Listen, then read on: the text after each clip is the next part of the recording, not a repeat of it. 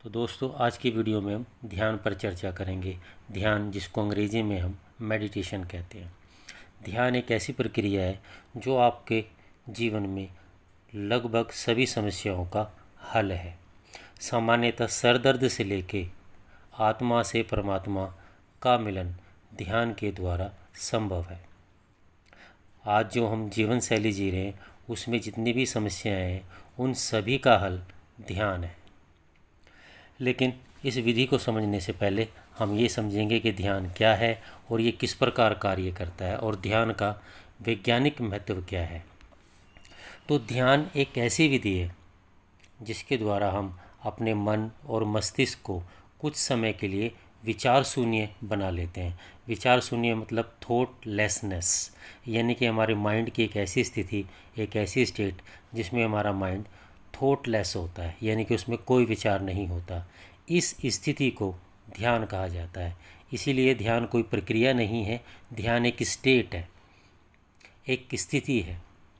मनुष्य का जब मस्तिष्क विचार शून्य हो जाता है तो उस अवस्था को ध्यान कहा जाता है। पुराने समय में ऋषि मुनि, संत और साधक ध्यान का उपयोग करते थे।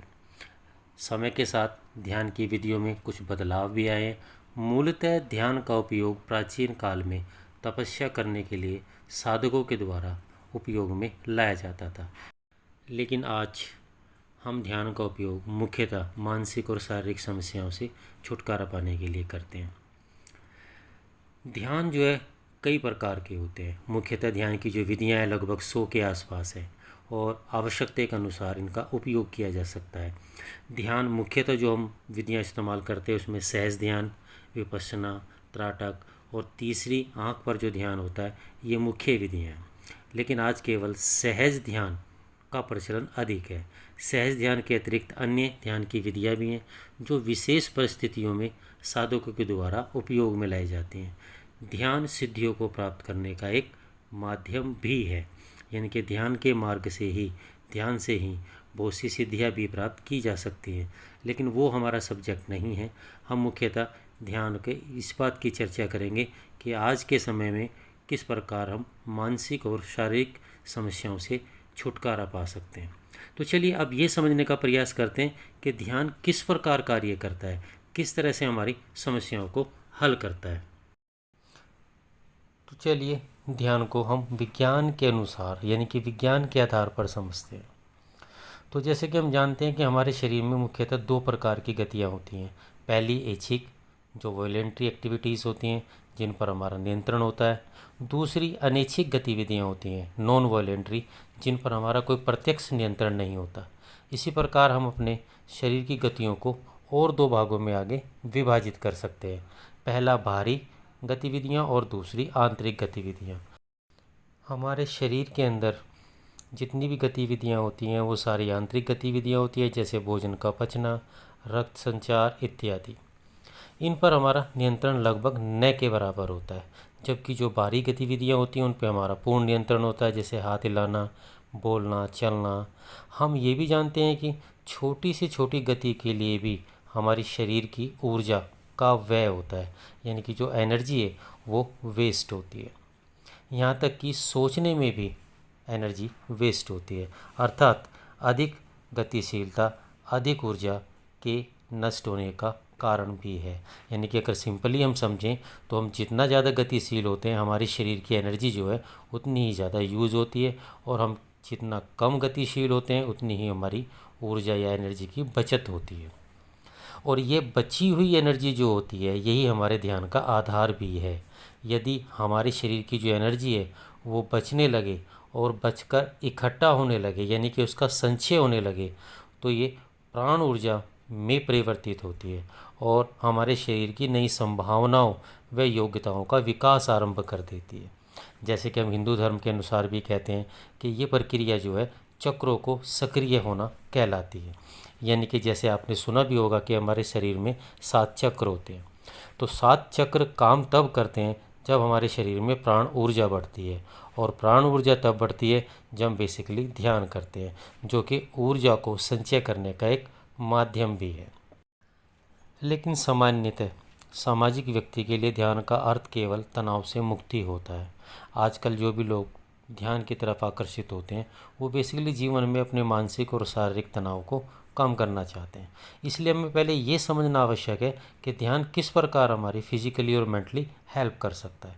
तो सरल शब्दों में अगर हम समझें तो ध्यान में बैठने पर हम जो गर्दन से नीचे का हमारा शरीर का हिस्सा होता है, अगर हम बिना हिले जुले बिना मूवमेंट के अगर हम बैठें तो गर्दन से नीचे का हिस्सा अपने आप शांत होने लगता है अगर हम आराम से बैठे हों। लेकिन जो ऊपर का हिस्सा है हमारी गर्दन से जो ऊपर का यानी कि हमारा जो सर है, जो मस्तिष्क है, वो सिर्फ बैठने से शांत नहीं होता।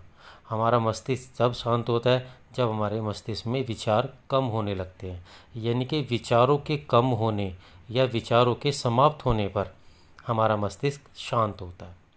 अब साक्षी भाव से विचारों को देखना विचारों को समाप्त करने की सबसे उत्तम विधि होती है।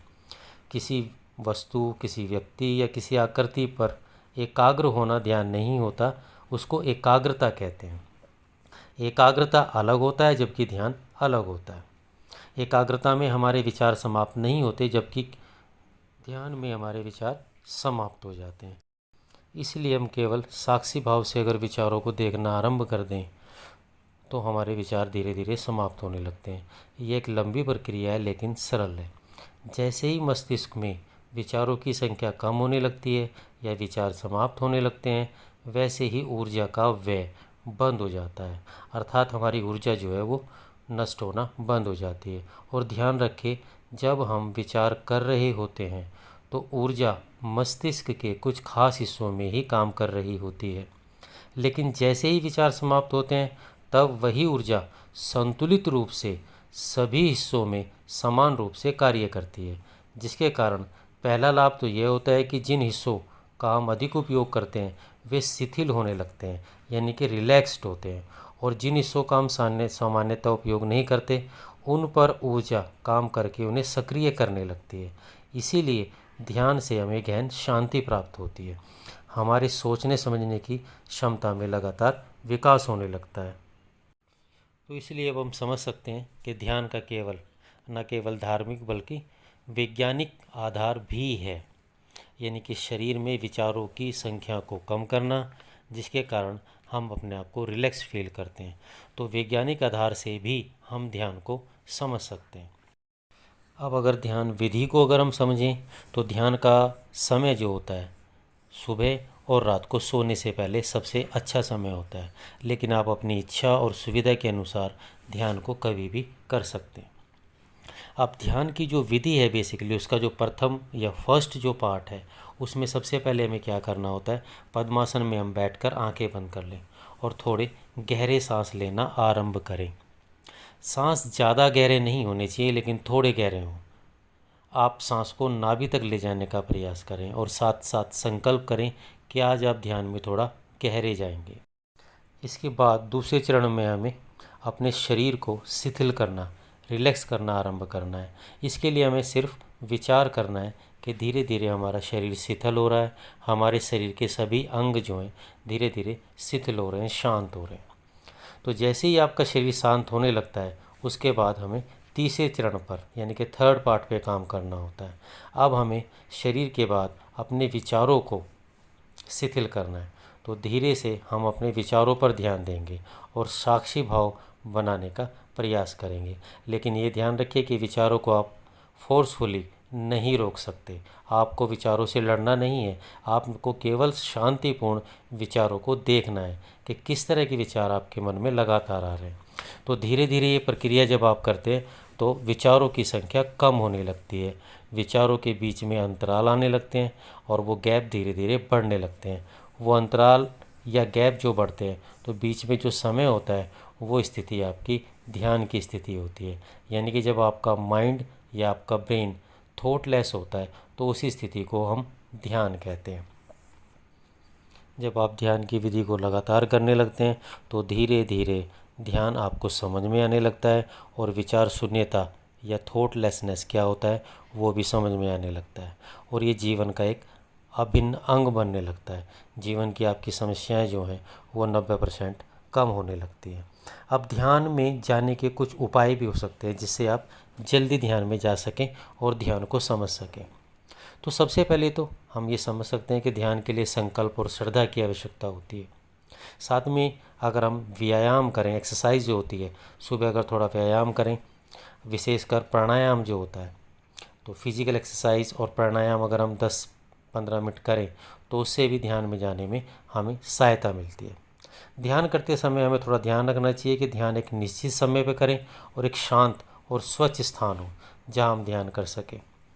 इसके अलावा ध्यान करते समय पेट हमारा थोड़ा खाली हो, यानी कि हमने ज़्यादा ना खाया हो, सुविधा अनुसार हमें हमारे कपड़े हो और बैठने के जो स्थान है वो साफ़ सुथरा और साधारण हो। ध्यान करते समय जब भी आप पद्मासन में बैठें तो रीढ़ की हड्डी पर हमें विशेष ध्यान देना चाहिए, क्योंकि रीढ़ की हड्डी सीधी रहेगी तो हमारा ध्यान जल्दी लगेगा। हाँ, आरंभ में आपको कुछ कमर दर्द की शिकायत हो सकती है, लेकिन वो समय के साथ साथ चली जाती है, समाप्त हो जाती है। अब अंतिम प्रश्न ये है कि हमें ध्यान से क्या लाभ होते हैं। और अगर मैं कहूँ कि ये प्रश्न ही गलत है, एक्चुअली हमें ये कहना चाहिए कि ध्यान से हमें क्या लाभ नहीं होते। ध्यान करने से जैसे जैसे हम ध्यान को करते हैं और हमारा ध्यान गहरा होने लगता है तो हमें सभी प्रकार के लाभ मिलते हैं, स्टेप बाय स्टेप हमें वो महसूस होने लगते हैं।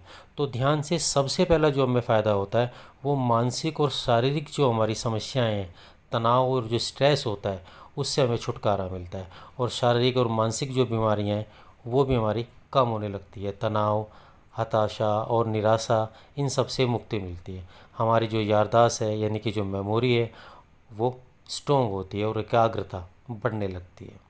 धीरे धीरे हमारे शरीर में या हमारे पास कुछ जो बुरी आदतें होती हैं वो भी छूटने लगती हैं। हमारी बुद्धि जो है विशेष रूप से अच्छा काम करने लगती है और सहज बोध जो होता है उसमें वृद्धि होने लगती है। आत्मविश्वास व संकल्प शक्ति जो है उसका विकास होता है। सकारात्मक सोच बढ़ने लगती है, जबकि नकारात्मक सोच जो है वो कम होने लगती है। हमारा मन और हमारी बुद्धि पर नियंत्रण बढ़ता है। क्रोध, घृणा व लालच, इन सब चीज़ों पर धीरे धीरे नियंत्रण होने लगता है। तो ध्यान के लाभों का वर्णन करना वैसे तो असंभव है, ये नहीं कहा जा सकता कि क्या लाभ हैं। बहुत से लाभ होते हैं। यह सामान्यतः हमारे सिर दर्द से लेके आत्मा से परमात्मा का मिलन करा सकता है। बस हमें ध्यान के महत्व को समझना है और ध्यान को धीरे धीरे अपने जीवन में एक महत्वपूर्ण स्थान देना है। यानी कि हम लगातार अगर ध्यान की विधियों का उपयोग करें, ध्यान करें, तो धीरे धीरे हमारे जीवन की सभी समस्याएं समाप्त हो सकती हैं। तो चलिए दोस्तों, आज की वीडियो में इतना ही। नेक्स्ट वीडियो में मैं आपके साथ फिर किसी दूसरे विषय पे चर्चा करूँगा। तब तक के लिए धन्यवाद।